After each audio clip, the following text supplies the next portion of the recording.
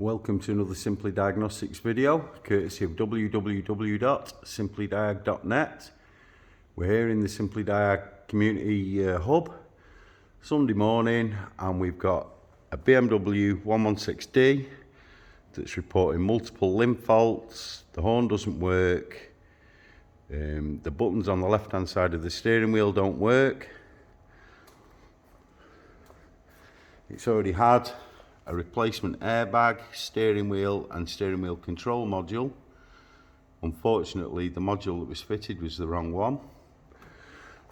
So we did a live training day, troubleshooting 101 on Friday for our members.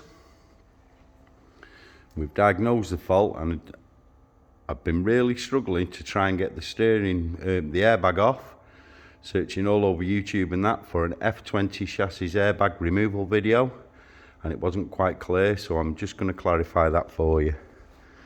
So there's the bulletin that we found on DDTSB with our fault codes there plus a few more. You can access DDTSB at ddtsb.autofrontal.com/login.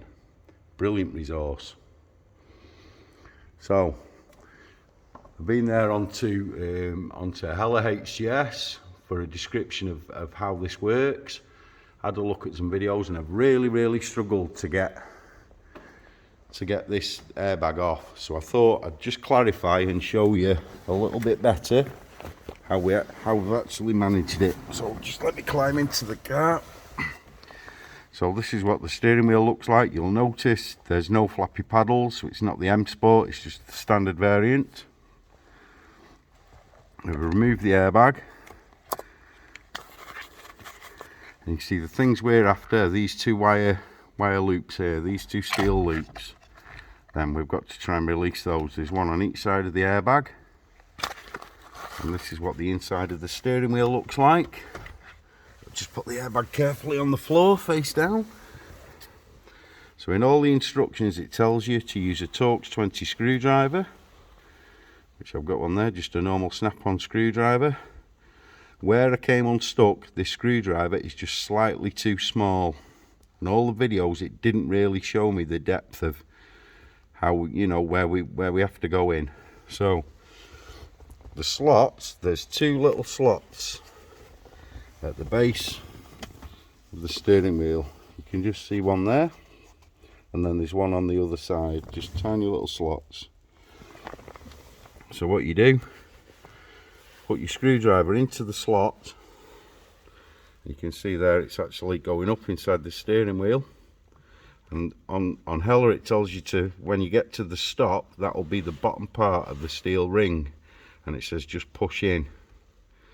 Right, that's very difficult.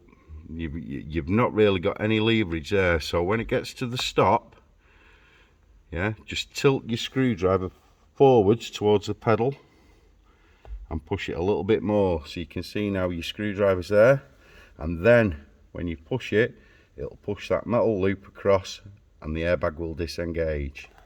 So for scale, I'll put my finger where on the screwdriver blade and I'll pull it out. For scale, that's how far it has to go in. Okay. So if you can see there up against the clock, yeah, that's how deep it has to go in. Otherwise you'll really struggle to disengage those springs. So I hope this helps you all. Just remember that when working on an airbag system, the battery must be disconnected and the system left to discharge. The system capacitors left to discharge for a long enough time. If you're not sure, or you've not been trained to work on airbag systems, then please do not attempt to remove your airbag. Serious harm, injury can occur if you do it wrongly. So again, shout out to DDTSB, shout out to Hella, and I hope you found this video interesting and helpful. Thanks for watching. You're awesome.